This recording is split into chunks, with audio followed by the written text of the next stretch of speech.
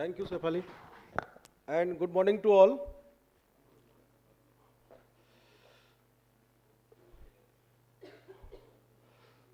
So friends, good morning. चलो अब लगा थोड़ा सा जोश. तो friends, this is our 6th session. Half way पार किया है और हाफ वे में अभी तक जितनी बातें हमने की हैं उसमें ज़्यादातर बातें आउटपुट टैक्स लाइबिलिटी के बारे में ही की है. As a supplier, what will be my output tax liability, वो एक विंग था और हाफ सेशन में हमने उस पर डिस्कशन किया है.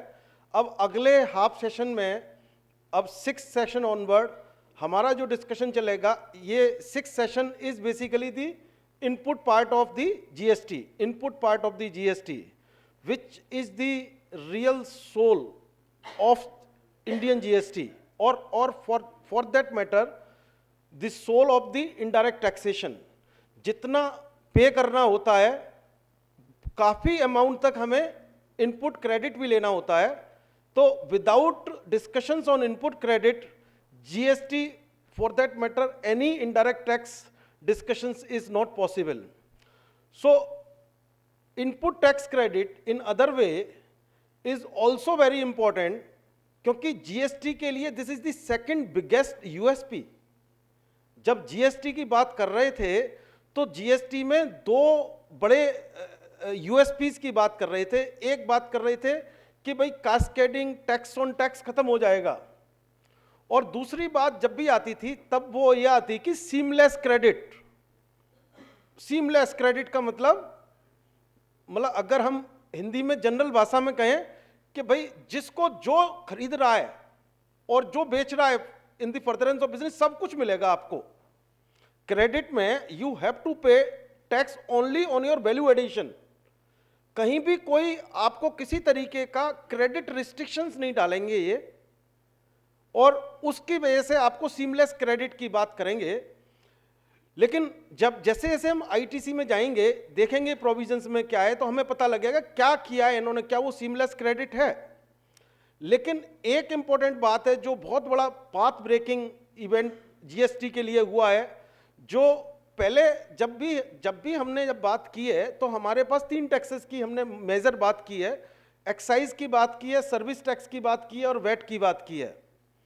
तो अभी तक क्या हो रहा था कि अगर मैं एक्साइज और सर्विस टैक्स दोनों में कवर हूं तो मैं क्रॉस क्रेडिट यूटिलाइजेशन कर पा रहा हूं. लेकिन अगर मैं सिर्फ ट्रेडर हूं, वैट के इंप्लीकेशन है मेरे पास में, और मैं एक्साइज और सर्विस टैक्स के इंप्लीकेशंस नहीं है मेरे पास में, तो मेरे को क्रेडिट अभी अवेलेबल नहीं हो पा रहा है. तो देखेंगे कि क्या जीएसटी में ऐसा हो पाएगा. सब मानते हैं हो पाएगा ऐसे जीएसटी में. इसलिए हो पाएगा कि अब जीएसटी में कोई मैन्युफैक्चरर नहीं रहा, कोई सर्विस प्रोवाइडर नहीं रहा एंड कोई ट्रेडर नहीं रहा. यानी कि जो भी सप्लायर है वो सब कुछ है, वो मैन्युफैक्चरर भी है, वो सर्विस प्रोवाइडर, यानी कि जो टैक्स पे करेगा वो he is paying all the taxes जो अभी तक लगते आए हैं. तो इसलिए मेजर बड़ा चेंज आईटीसी के पॉइंट ऑफ व्यू से ये हुआ है कि cross business we can utilise the credit in term of trader, in term of manufacturer, in term of service provider. There is no barriers as such.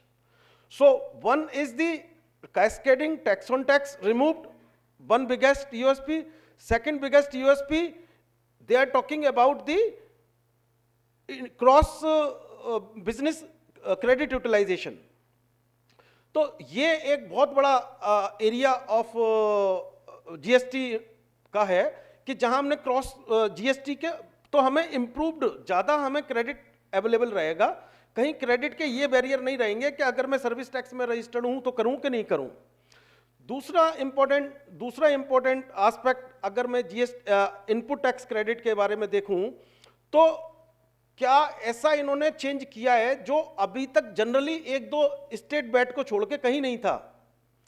भाई पहले क्या होता था, अगर आपने कहीं से किसी से कोई सामान खरीदा तो जो उसका क्रेडिट होता था, अगर आपको टैक्स इनवॉइस मिल गया तो आप उसका क्रेडिट ले लेते थे सब्जेक्ट टू सर्टेन कंडीशंस, लेकिन आपको यह वेट नहीं करना होता था कि क्या उसने अपनी रिटर्न फाइल की है या उसने टैक्स डिपॉजिट किया है या नहीं किया है।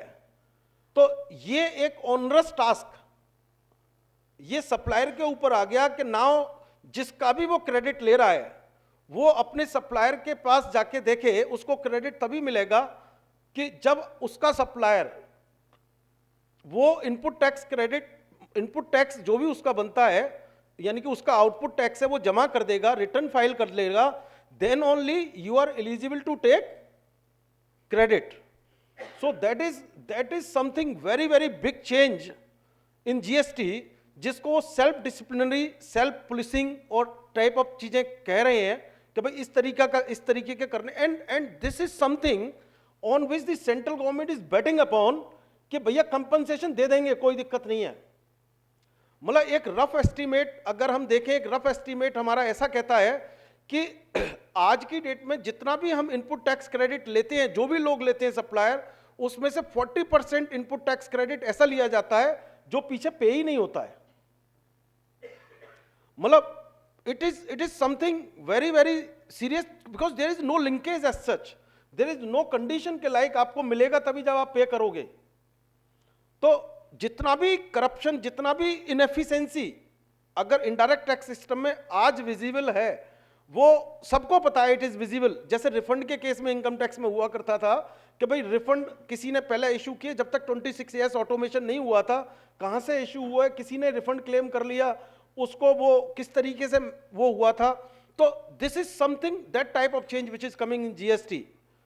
तो इसके लिए कैसे हमें अपने आप को तैयार करना है, एज एन इंडस्ट्री अपने क्लाइंट को तैयार करना है कि ये चेंज इस तरीके का आ गया है कि पहले जैसा नहीं रहा है ये, कि भाई अगर आप किसी का इनवॉइस आ गया, कंप्लीट है, इनवॉइस की जो इंफॉर्मेशन चाहिए वो लगी हुई है इसमें, उसका जीएसटीएन नंबर है, तो हम उसका क्रेडिट क्लेम कर लें। वो क्रेडिट हम तब तक क्लेम नहीं कर सकते कि जब तक कि वो पे ना कर सके। मतलब this is something, some path breaking changes which has happened into the input tax credit. तो ये चेंजेस के साथ में, इस बैकग्राउंड के साथ में हम इनपुट टैक्स क्रेडिट के साथ में आगे बढ़ते हैं। तो हम क्या क्या कवर करेंगे अपने इस आज के प्रोग्राम में, और ट्राई करेंगे, कोशिश करेंगे कि हम टाइम से कंप्लीट करें, 10-15 मिनट का ऊपर नीचे हो जाए, will not go beyond 12:30 anyway. So this is our agenda, the framework of input tax credit in GST. जो अभी जो फ्रेमवर्क था, थोड़ा सा कंपैरिजन करेंगे उस फ्रेमवर्क के साथ में जो जीएसटी के फ्रेमवर्क में और जो करंट में चल रहा है framework. Input tax credit, input tax क्या है, what is input tax, we will try to just see what is the concept of input tax, because there is two tax, input tax and output tax. And third is eligibility and conditions. जब भी government कुछ लेती है तो कोई conditions नहीं है, सब कुछ दे जाओ। जब कुछ देती है तो एलिजिबिलिटी भी डिफाइन करती है और कंडीशंस भी बताती है।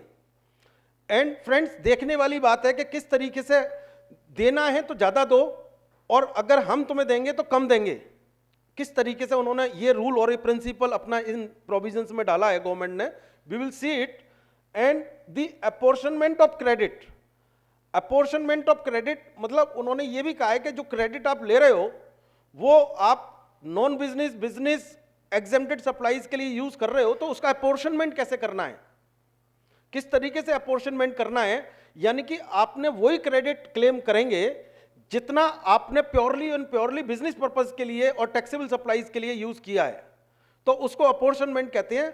और ब्लॉक्ड क्रेडिट का कंसेप्ट जो हम एक्सपेक्ट नहीं कर रहे थे, होना चाहिए था सीमलेस क्रेडिट के जमाने में, वो इन्होंने दोबारा से डाल दिया, क्योंकि थिंकिंग प्रोसेस वही है। हम नया टैक्स लॉ लेके आ रहे हैं लेकिन हम नई थिंकिंग नहीं लेके आ रहे। जिस थिंकिंग प्रोसेस में ये था कि नहीं नहीं ये देंगे, ये नहीं देंगे, ये वाला ब्लॉक कर दिया, ये वाला नहीं ले सकते। अरे भाई क्यों नहीं ले सकते? If I am using for the furtherance of my business then why I can not take?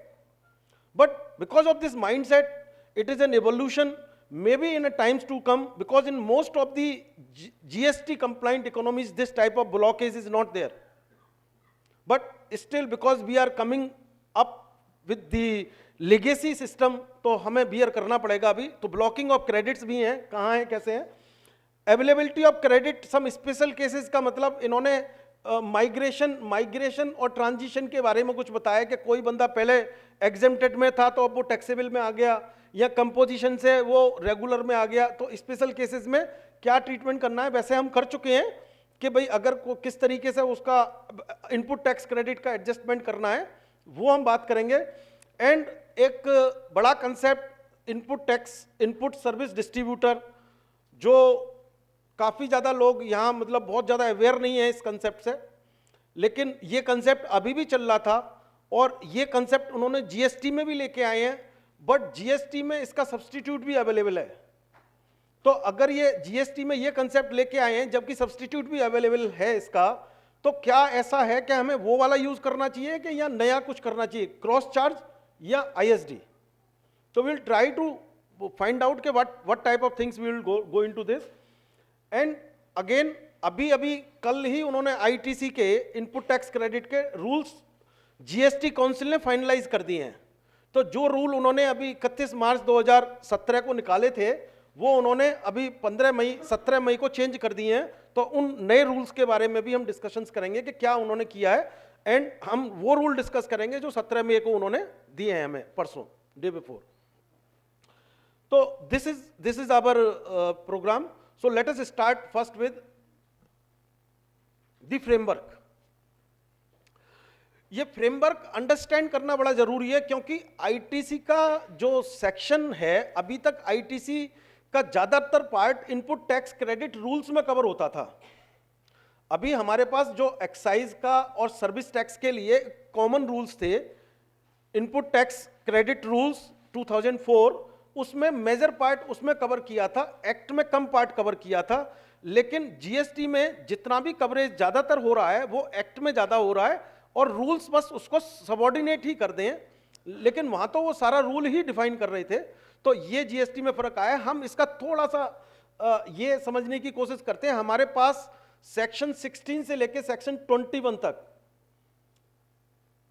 Section 16 से लेके 6 सेक्शंस हैं जो आईटीसी पे इनपुट टैक्स क्रेडिट में गवर्न होते हैं।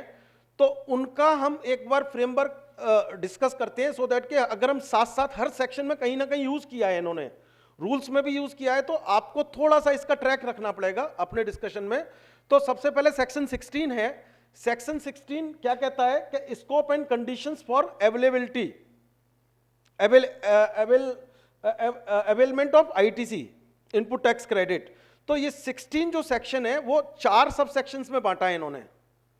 तो पहला सब सेक्शन क्या कहता है, दूसरा सब सेक्शन क्या कहता है, तीसरा सब सेक्शन क्या कहता है, एंड चौथा सब सेक्शन क्या कहता है। क्योंकि ये जगह जगह हमारे रेफरेंसेस आएंगे, तो बस थोड़ा सा 5 मिनट लगाने हैं इसके ऊपर, सो दैट कि फिर आगे हमारा जो डिस्कशन है वो स्मूथ हो जाए।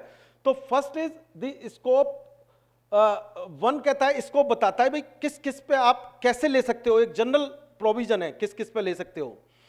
एंड सेकंड जो सबसेक्शन है वो बताता है कंडीशंस क्या क्या हैं, आपको क्रेडिट लेने के लिए कंडीशंस क्या क्या हैं।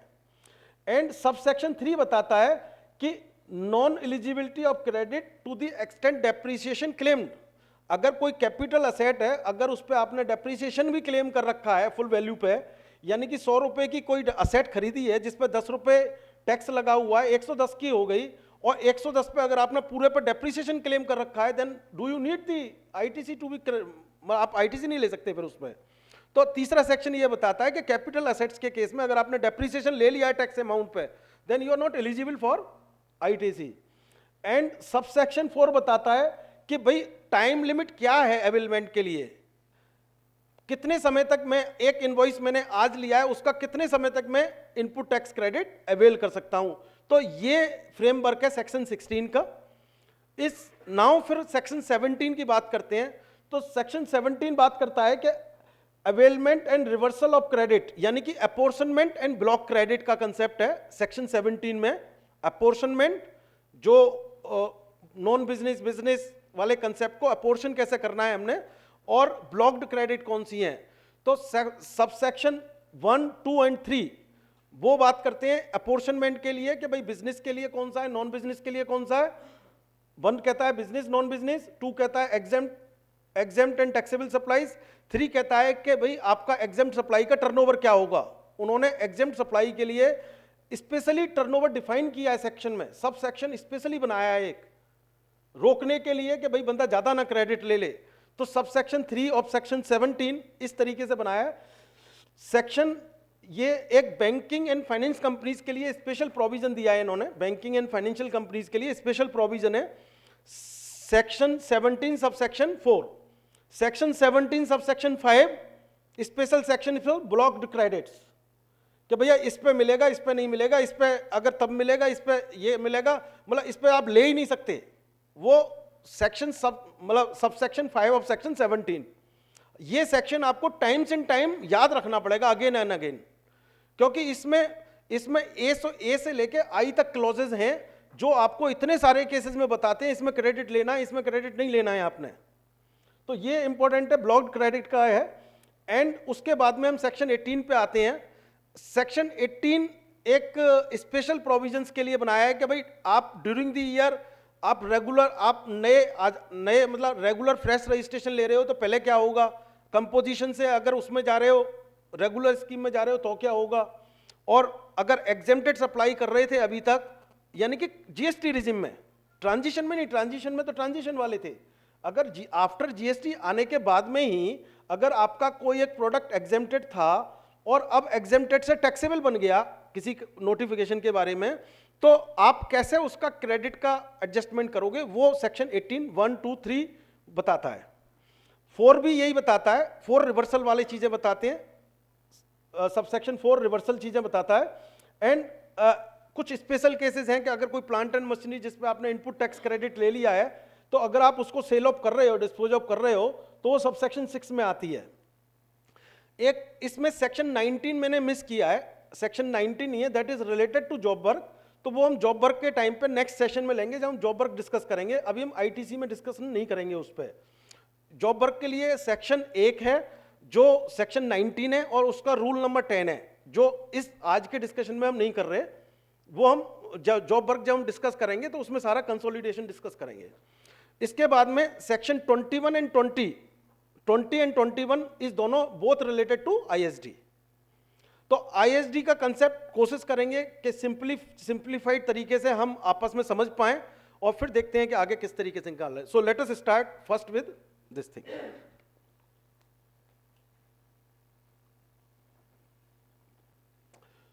सिंपल सी चीजें, ये ओल्ड से न्यू में कैसे उठ के आएंगे हम, ये बताया है इसमें, सेल्फ एक्सप्लेनेटरी है। ये एक कंसेप्ट है, इसको हमें समझना पड़ेगा और बड़ा ही सिंपल है और पता है हमें, सबको नोन है, लेकिन बस थोड़ा सा कॉन्शियसली याद रख मतलब समझना पड़ेगा। और वो कंसेप्ट सिंपल सा ये है कि इनपुट टैक्स है क्या है। अभी तक हमारे जितने डिस्कशंस हम पीछे से जो लेगेसी आ रही है उसमें भी इनपुट टैक्स को इन्होंने 3 भागों में बांटा था कि भाई इनपुट टैक्स फॉर इनपुट मतलब tax on input, tax on capital goods और tax on input services. Input tax means tax on input, tax on input services and tax on input capital goods. तो capital goods क्या है, input क्या है, input services क्या है, ये जो हमारा एग्जिस्टिंग प्रोविजंस थे इसमें इन तीनों डेफिनेशंस को बहुत ही इलैबोरेट करके दे रखा था और जितने भी रिस्ट्रिक्शंस लगाने थे उनको इस पे लगा दिए थे कि भाई इसको हम इनपुट नहीं मानते, इसको हम कैपिटल गुड्स नहीं मानते, इसको हम इनपुट सर्विसेज नहीं मानते। तो जब भी आप इनपुट टैक्स जब आज का इनपुट जिसने भी पढ़ा होगा अगर सर्विस टैक्स में कि आईटीसी रूल 2004 अगर किसी ने पढ़े होंगे तो इनपुट की डेफिनेशन अपने आप में बहुत बड़ी डेफिनेशन थी, इनपुट सर्विसेज की डेफिनेशन बहुत बड़ी डेफिनेशन थी कि उन्होंने कहा भाई अगर कोई हेयर कट लेने जा रहा है we will not call it an input services. तो जो भी रिस्ट्रिक्शन है वो डेफिनेशन में ही लगा रखे थे इन्होंने, लेकिन अब ये डेफिनेशन इन्होंने इतनी सिंपल कर दी, वाइड कर दी कि वो कहते हैं जो रिस्ट्रिक्शन लगाने थे हमने सेक्शन 17 सब सेक्शन 5 में लगा दिए हैं, अब वो यहां नहीं है। तो स्ट्रक्चर चेंज हो रहा है। पहले जब हम अपना अनलर्न करने के पॉइंट ऑफ व्यू से भी तो हमें लर्न करना पड़ेगा, समझना पड़ेगा कि अभी क्या है। जब हम आगे जाएंगे तो अगर ब्लॉकिंग के लिए अगर हमने देखना है तो सेक्शन कौन सा देखना है, सब सेक्शन 5 ऑफ सेक्शन 17 देखना है। अदरवाइज ये जो टर्म है इनपुट सर्विसेज कैपिटल गुड्स, ये उन्होंने बहुत ही इजी कर दी है। लेट अस सी के पहले क्या थे, थोड़ा सा अब क्या है। और इनपुट टैक्स, जब मैं बात करता हूं tax on inputs, tax on inputs का मतलब यह है कि जब भी टैक्स बात होती है जीएसटी में, कौन कौन से tax? 3 tax, C, S and I. तो इन रिलेशन टू एवरीथिंग हमने वो ध्यान रखना है, इनपुट टैक्स एस मतलब सी, एस एंड आई। तो मेरे जितने भी जो, अभी मैं थोड़ा सा इसी मुद्दे पे एक बात और बता दूं कि जब भी मैं एज ए रजिस्टर्ड पर्सन बात करूंगा, सप्लायर का मतलब एज ए रजिस्टर्ड पर्सन बात करेंगे हम इसमें, और उस रजिस्टर्ड पर्सन के लिए जीएसटी में, क्योंकि अभी हमने रिटर्न वाला सेशन नहीं किया है, मैं कुछ 3-4 टर्म उन्होंने दिए हुए हैं। एक तो क्या है कि भाई एक कैश लेजर, एक क्रेडिट लेजर और एक लायबिलिटी लेजर।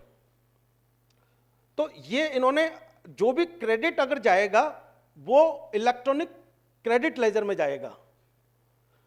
एक जो भी रजिस्टर्ड सप्लायर है वो 3 लेजर अकाउंट मेंटेन करेगा।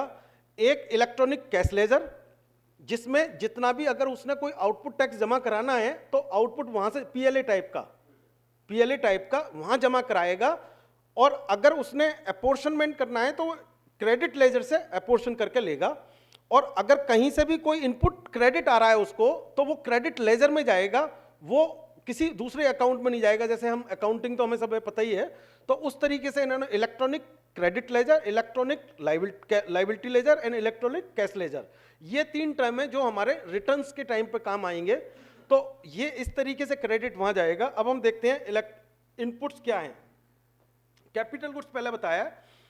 कैपिटल गुड्स के लिए अभी करंट एग्जिस्टिंग सिस्टम में बहुत ही बड़ी वाइड डेफिनेशन थी, यानी कि डेफिनेशन बताते बताते, इंटरप्रेट करते करते लॉ में इतनी बड़ी हो गई थी कि उसके दुनिया भर के चैप्टर्स, ये रेफरेंसेस वगैरह के भाई इस चैप्टर में आएगा 82.5 में आएगा इतना, 82 पॉइंट इसमें आएगा इतना, ये कैपिटल गुड्स नहीं है। They are so many litigations जो कैपिटल गुड्स से रिलेटेड उन्होंने अभी इस प्रेजेंट सिस्टम में पिछले इतने सालों में हुए, क्योंकि एक्साइज में भी इस तरीके के कैपिटल गुड्स वाला पंगा था, सर्विस टैक्स में भी आया है। तो with the judicial pronouncement there are so many principal which are coming out कि भाई ये कैपिटल गुड्स नहीं है। जैसे प्लांट एंड मशीनरी लगा रहे हैं, प्लांट एंड मशीनरी लग रही है तो उसके नीचे जो फाउंडेशन बना रहे हैं, जो सिविल स्ट्रक्चर होता है, उसको पहले हमने, हमारे पास सेटल्ड प्रिंसिपल है आज की डेट में, वो कैपिटल गुड्स नहीं है।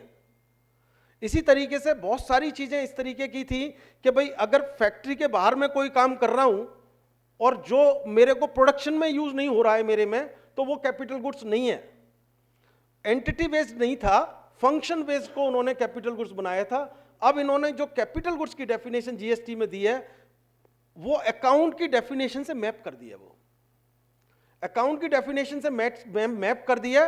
सीधी डेफिनेशन मतलब इतनी जब इस तरीके से डिफाइन किया है कि वो एंटिटी बेस्ड होगी डेफिनेशन, ना कि एक्टिविटी बेस्ड है। क्या डेफिनेशन दी है कि goods the value of which is capitalised in the books of accounts of the person claiming the input tax credit and which are used or intended to be used, which are used or intended to be used। यानी कि अगर मैंने कोई capital asset purchase कर रहा हूं मैं, और जिसको मैंने अभी अपने किसी बिजनेस के लिए यूज करना है, मेरा बिजनेस स्टार्ट नहीं हुआ है, can I claim depreciation, can I claim input tax credit? Put to use वाली कंडीशन है या कोई? अगर मैं बुक्स में जो भी मेरे एक्सेप्टेड प्रिंसिपल्स हैं उसके बेसिस पे अगर मैं बुक्स में कैपिटलाइज कर रहा हूं, तो it will become a capital assets and I am eligible for input tax credit which is intended to be use. जैसे मैं एक एग्जांपल देता हूं, मैं नोएडा में अपना एक कोई सिनेमा, मतलब जैसे पीवीआर वाले अपना कोई सिनेमा बनाना चाहते हैं, उन्होंने एक जगह चलाया और उन्होंने मशीनें सारी लगा के सेट कर दी, कैपिटलाइज कर दी बुक्स में, लेकिन ऑपरेशनल नहीं हुआ। Can I claim credit on it? मैं क्लेम कर सकता हूं, कोई ऐसी कंडीशन नहीं है अगर मैंने बुक्स में अकाउंटिंग प्रिंसिपल के तहत अगर अपने आप को इसको कैपिटलाइज कर लिया है। लेकिन एक चीज अगर हम देखें इसमें कि अगर कोई असेट मैंने इस साल में खरीदी, लेकिन किसी वजह से मैं बुक्स में कैपिटलाइज नहीं कर पा रहा उसको, इंटेंट मेरा उसको कैपिटलाइज करने का ये अगले साल, तो क्या मैं उस पर इनपुट आईटीसी क्लेम कर सकता हूं अंडर कैपिटल गुड्स है? मतलब एक साल की क्या लिमिटेशन? नहीं, वो तो एनी हाउ है, अलग से है। वो तो इनवॉइस की डेट से एक साल वाली लिमिटेशन इसके लिए नहीं है, वो तो हम देखेंगे किस पे। लेकिन मतलब कहने की बात यह है कि with the intent of capitalising it I purchased an asset in the month of February से, बट मैं 31 मार्च तक उसको कैपिटलाइज नहीं कर रहा हूं और उसको कैरी फॉरवर्ड कर रहा हूं, तो मैं उसका क्रेडिट ले सकता हूं क्या?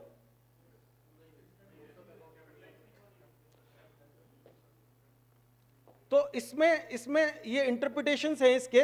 मतलब इसने सिंपल ये कहा है कि जब आप बुक्स ऑफ अकाउंट्स में उसको क्रेडिट कर लेंगे तो उस समय आप उसका क्रेडिट लेंगे। तो वो पॉइंट आपका ये तब आएगा कि भाई हमने इंटरप्रिटेशन निकालना है इसका कि अगर मैं लेके आ रहा हूं, मेरी इंटेंट है वो लगेगी, तो हम वो डाल देते हैं ना, सीआईपी डाल देते हैं, कैपिटल वर्क इन प्रोग्रेस। और कैपिटल वर्क इन प्रोग्रेस जब डालते हैं तो उसको पार्क कर लेंगे वहां आईटीसी को, और जब हम उसको कैपिटलाइज करेंगे then will take this into our credit ledger. नहीं, हाँ हाँ, उस केस में जो इन्होंने रिस्ट्रिक्शंस डाल रखा है कि अवेलमेंट का, उस रिस्ट्रिक्शंस को हम देखेंगे। अभी तक इन्होंने उसको बार नहीं किया, उसके लिए अभी तक इन्होंने बार नहीं किया। होना चाहिए था एक प्रोविजन। अभी भी जो इन्होंने इनपुट टैक्स के जो रूल्स चेंज किए हैं, जो इनके पास में 4 बार दे चुके थे, जो इन्होंने कल डाले, उनमें भी बहुत सारे चेंजेस किए हैं इन्होंने। क्या चेंजेस किए हैं, ऑब्जेक्टिव क्या है, उन चेंजेस का हम डिस्कस करेंगे। लेकिन मैं आपको सिर्फ इश्यूज ओपन कर रहा हूं, इसमें क्या क्या इश्यूज ओपन हो सकते हैं जिनके अभी आंसर्स नहीं दिए हैं इन्होंने। ना तो रूल्स में कुछ ऐसा, जैसे आपने कहा कि कोई कैपिटल एसेट परचेज कर ली और सीआईपी में चली आ रही है 2 साल तक, रिटर्न भी मेरी फाइनल चली गई सितंबर वाली, जब तक मैं इनपुट टैक्स क्रेडिट की मेरे टाइम थी लेने की, तो मैं क्या करूं उसका? तो इस तरीके के क्वेश्चंस अभी ओपन है। वो I am just putting these questions to open to you for thought process. Will see क्या आंसर्स निकल के आते हैं रूल्स में, कि यहाँ कहीं कवर हो रहे नहीं हो रहे। तो ये कैपिटल गुड्स हो गया जी। अब आते हैं इनपुट के लिए भी उन्होंने बहुत सारी चीजें पुराने लॉ में ये डाली थी, ये इनपुट है, ये इनपुट नहीं है, फैक्ट्री में यूज हो रहा है तो इनपुट है, ऑफिस में यूज कर रहे हो तो इनपुट नहीं है, एसी लगा लिया ऑफिस में तो इनपुट नहीं है। There are so many present restrictions, और जो इनपुट की डेफिनेशन में डाले हुए थे। लेकिन अब कोई किसी तरीके का कोई रिस्ट्रिक्शन नहीं है। 3 चीजें ही हैं कि भैया वो इनपुट आप अपने बिजनेस, फर्दरेंस ऑफ बिजनेस में यूज कर रहे हैं, that's it. Any goods except capital goods used or intended to be used by the supplier in the course or furtherance of business। कितनी सिंपल कर दी डेफिनेशन। डिस्प्यूट क्या इसमें अब arise हो सकते हैं कि क्या इनपुट है क्या इनपुट नहीं है? भाई अगर एक इनपुट अगर मैं अपने बिजनेस के लिए, फर्दरेंस के लिए यूज कर रहा हूं तो वो इनपुट है। अब सिर्फ ये डिस्प्यूट हो सकता है कि वो फर्दरेंस के लिए यूज हो रहा है कि नहीं हो रहा। डिस्प्यूट यही हो सकता है कि वो मैं अपने बिजनेस के लिए यूज कर रहा हूं कि नहीं कर रहा, बिजनेस फर्दरेंस के लिए यूज कर रहा हूं। यानी कि फर्दरेंस ऑफ बिजनेस मतलब क्या हो गया? अगर मैं सिंपल भाषा में, जीएसटी की भाषा में बोलूं, फर्दरेंस ऑफ बिजनेस मतलब प्रोवाइडिंग टैक्सेबल आउटपुट सर्विसेज अगर मैं यूज कर रहा हूं इनपुट को, क्योंकि वो यही भाषा समझ रहे हैं। आगे जब इनपुट में जाएंगे तो वहां हमें पता लग जाएगा। मेरे को पता है फर्दरेंस ऑफ बिजनेस का, लेकिन इनपुट टैक्स क्रेडिट के लिए यही मतलब है फर्दरेंस का।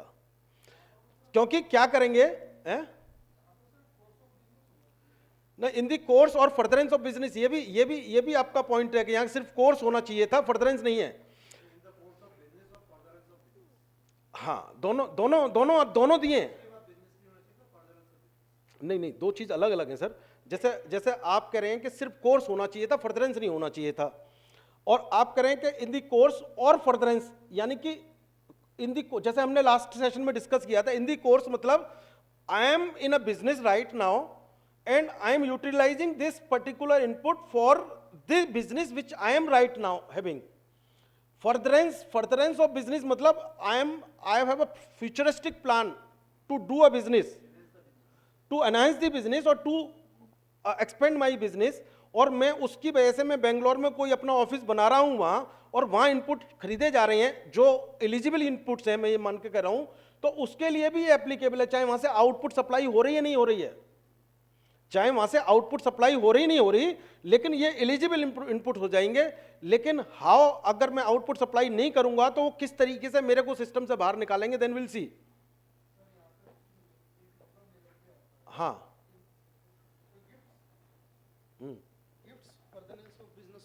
हाँ जी, हाँ जी, लेकिन गिफ्ट्स के इनपुट है वो डिसअलाउड है। हाँ जी, हाँ जी, बिल्कुल बराबर है ना सर? बिल्कुल जी। गिफ्ट्स ना तो कैपिटलाइज होंगे ना इनपुट की कैटेगरी में आ रहे हैं, तो हाँ। क्या करें उसका? मतलब फर्दरेंस ऑफ बिजनेस में मैं तो इनपुट मान के उसका इनपुट ले लूंगा, हाँ तो आप, लेकिन उसका मेरे को रिवर्स करना है। अगर मैं उसको डिस्पोज ऑफ करता हूँ बाय वे ऑफ गिफ्ट, तो मेरे को उसका इनएलिजिबल है, क्या करूँगा? नहीं कुछ नहीं करो, देखो ऐसा है, वो डिक्टेटर है, वो जैसे कहेंगे वो करना है। उन्होंने जब स्पेशल सेक्शन डाल रखा है ब्लॉक्ड क्रेडिट में, तो देखो ऐसा है, पहले अलाउ करेंगे तभी तो डिसअलाउ करेंगे। अगर पहले डिसअलाउ हो जाएगा तो फिर बाद के डिसअलाउंसेस का तो मतलब ही नहीं ना भाई। कोई चीज जनरल क्लॉज में लेके आएंगे पहले और फिर उसको एक्सक्लूजन में लेके आएंगे, यही कंसेप्ट है टैक्सेशन का। तो इनपुट्स ये हो गए।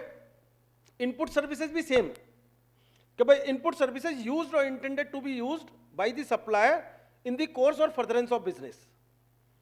तो ये अब हमें ये जो टर्म है, इंपॉर्टेंट टर्म है इनपुट टैक्स के, input capital goods and input services, वो हमें क्लियर है ना, कोई इशू तो नहीं है इस पे कि पहले क्या थे उन टर्म्स को भूलना पड़ेगा पूरे तरीके से, अभी क्या आगे उन टर्म्स को याद रखना पड़ेगा, क्योंकि पहले वाले टर्म बहुत ज्यादा कंफ्यूजिंग थे, बहुत ज्यादा लेंथी थे। अब एक लाइन की डेफिनेशन है, पहले 4 पेज की डेफिनेशन थी इनपुट की, अब now it's only a single page, single line definition, and in the current regime it's in 4 page definition of input and input services. So ये बहुत बड़ा चेंज है इसके लिए। अब बात करते हैं इनपुट टैक्स में क्या क्या मेरे को मिलेगा और कैसे मिलेगा इनपुट टैक्स में। अभी तो मैंने पता कर लिया इनपुट टैक्स है, इनपुट का मतलब input tax on input, input tax on capital goods, input tax on input services. तो जब मैं कोई चीज बाय करूंगा, पहली बात तो हमने कहा कि भाई इंटीग्रेटेड टैक्स, जब मैं इंपोर्ट करूंगा कोई गुड्स इंपोर्ट करूंगा तो उस पर आईजीएसटी लग के आएगा, वो इनपुट टैक्स है कि नहीं है? अगर मैं लोकल परचेज कर रहा हूं तो जो उस पर सी और एस लग के आ रहे हैं वो इनपुट टैक्स क्रेडिट है। अगर मैं रिवर्स चार्ज में पेमेंट कर रहा हूं तो क्या वो इनपुट टैक्स क्रेडिट है या नहीं है मेरे लिए? अगर मैं रिवर्स चार्ज में पेमेंट कर रहा हूं तो वो भी मेरे लिए इनपुट टैक्स क्रेडिट है, क्योंकि मैं इनपुट पे टैक्स पे कर रहा हूं, वही इन्होंने लिखा है। इन्होंने तीनों के रिवर्स चार्ज वो कर लिए हैं। सेक्शन 9 में सब सेक्शन 3 और 4 में रिवर्स चार्ज की डेफिनेशन है, वो कवर कर ली इन्होंने। और सब सेक्शन मतलब सेक्शन 5 आईजीएसटी में 3 और 4 ये चार्जिंग सेक्शन है, सेक्शन 9 और 5, इनमें जो रिवर्स क्रेडिट वाले के सेक्शन थे इन्होंने वो आरसीएम वाले तीनों सेक्शंस कवर कर लिए हैं। वो मेरा इनपुट टैक्स क्रेडिट है। और मेरा इनपुट टैक्स क्रेडिट क्या हो सकता है? अगर कोई आईएसडी ने अगर क्रेडिट डिस्ट्रीब्यूट किया है तो वो भी मेरा इनपुट टैक्स क्रेडिट होगा, नहीं होगा? वो भी मेरा इनपुट टैक्स क्रेडिट होगा। वो भी इन्होंने ले लिया कि भाई ये इस तरीके से ये सारा इनपुट टैक्स क्रेडिट मेरा इनपुट टैक्स बन गया, क्रेडिट बन गया। अब मैं देखूंगा कि अब मेरा यूटिलाइजेशन कैसे होगा। जब इनपुट टैक्स का जो क्रेडिट अगर मैं क्रेडिट लेजर में ले जाऊंगा तो मेरा वो इनपुट टैक्स क्रेडिट हो गया। सर सब कुछ लेना है, सब्जेक्ट टू कंपोजिशन वाले को अलाउ नहीं है कुछ लेना। अभी थोड़ा सा डिफिकल्ट होगा, मतलब अभी तो सिंपल लग रहा है देखो, क्योंकि ifs and buts, exclusions, inclusions कुछ आएंगे। और इंपॉर्टेंट एस्पेक्ट ये होगा, हम इसको बेसिक कंसेप्ट से जोड़ के देखेंगे कि भाई वो किस हद तक सोच सकते हैं कि क्या डिसअलाउ करना है हमने इनको। और वो क्योंकि उनका एक ही मोटिव है कि इनपुट टैक्स क्रेडिट कम से कम देना है, लेकिन यूएसपी ये है कि seamless, anything you are eligible for every input tax credit, but see the things what are we not allowed to do। चलो पहला रिस्ट्रिक्शंस तो यहां आया है हमारे पास में, जो ये कहता है कि सी को एस से एडजस्ट नहीं कर सकते, जो हमें पता है कंसेप्ट। एक स्टेट मतलब आपस में एक ही स्टेट में सी और एस को एडजस्ट नहीं कर सकते, यानी कि सेंटर कहता है ये लक्ष्मण रेखा खिंच गई है, सी इधर रहेगा, एस इधर रहेगा, कोई कंफ्यूजन नहीं है। ये तो पता है ना सबको। ये भी पता है कि एक स्टेट का एस दूसरे स्टेट के एस से एडजस्ट नहीं हो सकता, वो अगर आई के थ्रू कन्वर्ट होकर जाएगा तभी एडजस्टमेंट होगा, सेंट्रल गवर्नमेंट के थ्रू रूट होगा तभी कन्वर्ट होगा, वैसे नहीं होगा। तो एक रिस्ट्रिक्शंस तो ये हमारे पास में सीमलेस क्रेडिट में बहुत बड़ा रोड़ा है। और जो हमें काफ़ी डिस्टर्ब कर रहा है कि भाई प्लेस ऑफ सप्लाई वहीं हो गई तो क्या करेंगे, कैसे करेंगे, किस तरीके से इनपुट टैक्स क्रेडिट का मैंने ध्यान रखना है। तो this is one of the biggest block जो अभी किसकी वजह से हुआ ये, वो अगर ये सारा बिगेस्ट ब्लॉक हुआ है ये फेडरल स्ट्रक्चर जो हमारा है, जिसको हमने स्टेट्स की वजह से डिवाइड किया है, हर स्टेट कहता है मेरा टैक्स मेरा टैक्स, उसकी वजह से ये तो हम ऑलरेडी फील कर रहे हैं और हमें पता भी है। Now see what next.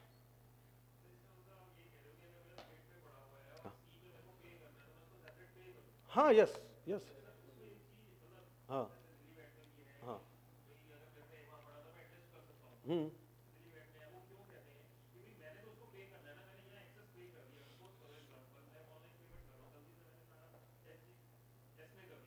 हाँ हाँ, वहां से रिफंड एस रिफंड सी पे।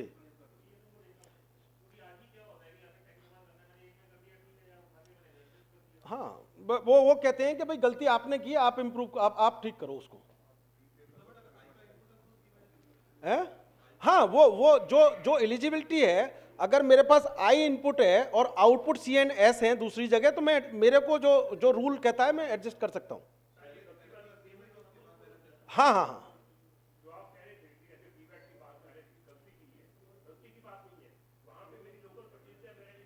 सर वो एक स्टेट का मैटर था, यहाँ सी और एस, सी सेंटर का है, एस स्टेट का है। भाई वो जो सीएसटी था ना वो भी आपके पास ही आना था, वहां पे सी भी आपके पास में ही आना था, एस भी आपके पास में ही आना था, वहां सेंट्रल गवर्नमेंट का कोई लेना देना नहीं था, जो स्टेट का अकाउंट था वो एक ही था। अब यहाँ अकाउंट दो हो गए, एक सेंट्रल गवर्नमेंट का कंसोलिडेटेड फंड हो गया, एक स्टेट गवर्नमेंट का कंसोलिडेटेड फंड हो गया। तो इसलिए वो कहते हैं कि अगर आप एक फंड में गलती से जमा कराते हो तो you get withdraw from that fund, या एडजस्ट करो उसको आगे जैसे मर्जी करो। तो एक ब्लॉकेज। अब अगली कंडीशंस क्या है, now we are coming on the section. अभी तक हमने डेफिनेशन देखी थी कि डेफिनेशन क्या है, now we will read the section जैसे लिखा हुआ है and try to find out and interpret the section कि भाई सेक्शन क्या क्या रहा है, इसके मीनिंग क्या निकल के आ रहे हैं। तो एक बार हम, आप भी स्क्रीन पे है, एक बार पढ़ें इसको और मैं साथ साथ पढ़ता हूं। तो then will see every registered person subject to such conditions and restrictions as may be prescribed.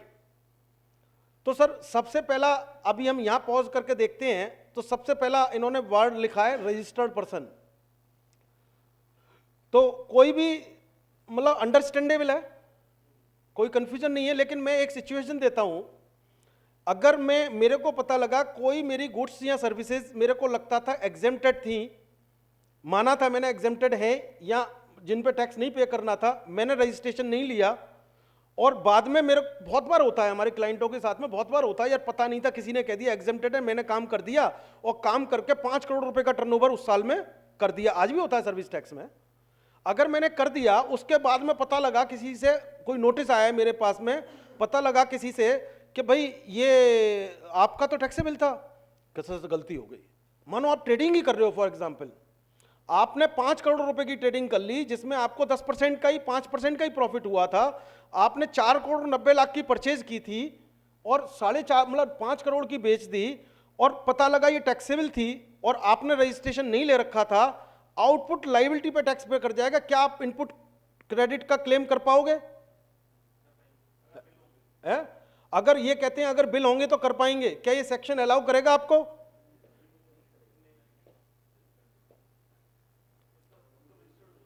है? भाई देखो आज की डेट में there are so many high court decisions, there are so many tribunal decisions and high court decision जो ये कहते हैं कि नथिंग डूइंग, यार गलती कर दी उसने, आउटपुट टैक्स है, let him adjust the input tax and pay him the net tax.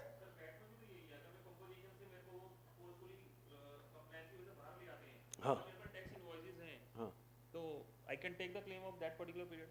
मैं यही तो कह रहा हूं, लेकिन इस केस में बिल्कुल मेरे हिसाब से ये इंटरप्रिटेशन ये कहता है कि अगर आप रजिस्टर्ड नहीं हो, जिस समय आप इनपुट रिसीव कर रहे थे उस समय आप इनपुट क्रेडिट नहीं ले सकते। है? हाँ मेरे ख्याल से अपन उस केस में ले सकते हैं उसमें। अब ये एक इंटरप्रिटेशन है, विल सी, पर मेरा इंटरप्रिटेशन इसमें ये निकल के आ रहा है। हाँ, मतलब रजिस्ट्रेशन क्या रिस्ट्रिक्ट कर रखा है? उससे 30 दिन पहले तक के आप इनपुट पता है कहां से निकल के आ रहा है ये जो अभी कह रहे हैं, मैं बताता हूं इसका क्या कहना चाह रहे हैं। रजिस्ट्रेशन में लिखा है कि when you become liable to take registration then you need to apply and take registration within 30 days. अगर आप विद इन 30 डेज में रजिस्ट्रेशन नहीं लेते तो यह माना जाएगा कि आपने रजिस्ट्रेशन नहीं लिया, और आपको रजिस्ट्रेशन जिस डेट को मिलेगा उस डेट से ही रजिस्टर्ड माने जाएंगे। तो वो जो 30 डेज वाला मतलब ये है कि आपका जितना भी इनपुट क्रेडिट है वो उन्होंने स्पेसिफिकली डिसअलाउ कर दिया है, वहां रजिस्ट्रेशन के क्लॉज में उन्होंने बता दिया, और इनपुट टैक्स क्रेडिट में तभी कह दिया रजिस्टर्ड पर्सन या टैक्सेबल पर्सन भी कह सकते थे वो। तो मेरे हिसाब से मेरा इंटरप्रिटेशन ये है कि अगर आपको आज 6 महीने के बाद में पता लगता है कि अप्रैल मई जून तक की सेल के लिए आपने अभी टैक्स पे करना था, तो जितना भी परचेजेस आपने अप्रैल मई जून में किए हैं, अगर आपने रजिस्ट्रेशन बाद में कराया है तो you are not eligible for input tax credit. तो लेट अस सी क्या निकल के आता है, लेकिन ये इंटरप्रिटेशन अपना है।